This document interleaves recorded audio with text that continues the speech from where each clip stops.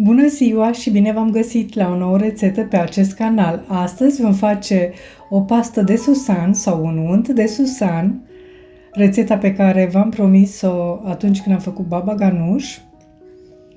Cu această pastă de susan puteți face și alte rețete pe care le am pe acest canal, pe care o să vi le las sus în dreapta și jos în descriere, și anume o halva de casă fără zahăr, foarte delicioasă, humusul din năut și, bineînțeles, baba ganuș, și vor urma și alte rețete cu această pastă de susan.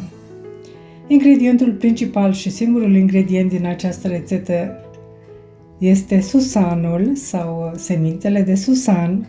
Eu am folosit 250 de grame de semințe albe, așa cum se vede, pentru că sunt și alte culori, pe care le-am pus într-o tigaie antiaderentă pe foc mediu sau puteți folosi un vas cu fundul mai gros, și le-am lăsat pentru 5 minute, timp în care am amestecat constant, pentru că semințele acestea sunt foarte mici și pot să se ardă și atunci vor deveni foarte amare, pentru că ele și așa sunt amărui.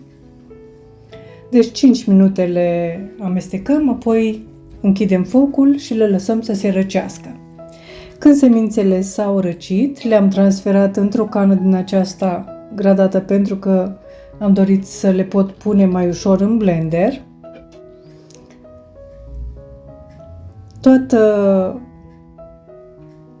Tot acest proces va dura aproximativ 15-20 de minute, acum depinde de blenderul pe care îl aveți.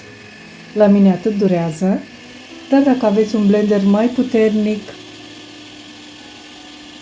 să știți că untul acesta se va face mult mai repede, poate în aproximativ 5 minute sau mai puțin. Deci am pus semințele în blender și la început o să vedeți că se transformă în făină. Nu turăm în continuu acest blender pentru că motorul se va arde, o să vedeți că se încălzește foarte mult. Oprim la aproximativ 1 minut și amestecăm, ajutăm blenderul, curățăm pereții vasului și împingem spre cuțite conținutul. O să vedem după 5 minute că acele particule fine de făină se unesc între ele, așa cum se vede, deci încep să formeze o pastă, iar după aproximativ 10 minute la mine așa a devenit ca o plastilină, deci o pastă modelabilă, dar nu așa trebuie să arate untul nostru, deci trebuie să mai mixăm, să avem răbdare. Deci la aproximativ 1 minut oprim și curățăm pereții vasului. După 12 minute, cam așa arăta pasta mea, deci se vede că începe să devină o pastă untoasă.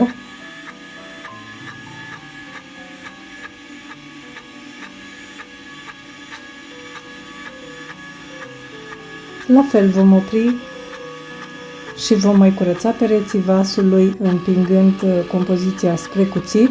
Aveți grijă de câte ori vreți să ajutați blenderul, opriți și nu lăsați să meargă în timp ce curățați, pentru că se pot întâmpla tot felul de accidente. Deci așa trebuie să arate pasta noastră într-un final.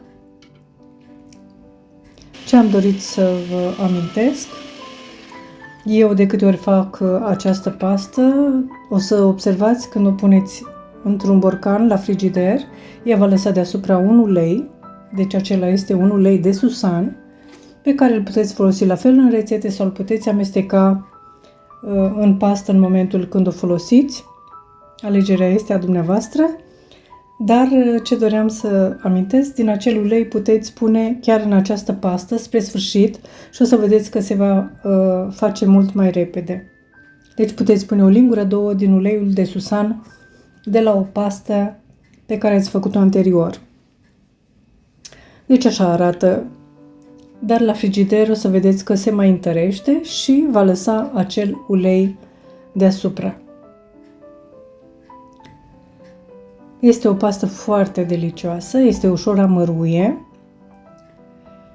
și o puteți folosi în foarte multe rețete. Eu vă doresc poftă bună, vă mulțumesc pentru vizionare și vă aștept la o nouă rețetă data viitoare. Totodată, vă rog, dacă doriți să mă susțineți pentru a continua, abonați-vă la acest canal, lăsați un comentariu și distribuiți rețetele dacă vă plac. Mulțumesc frumos pentru vizionare, pentru comentarii, pentru distribuiri și pentru susținere. La revedere!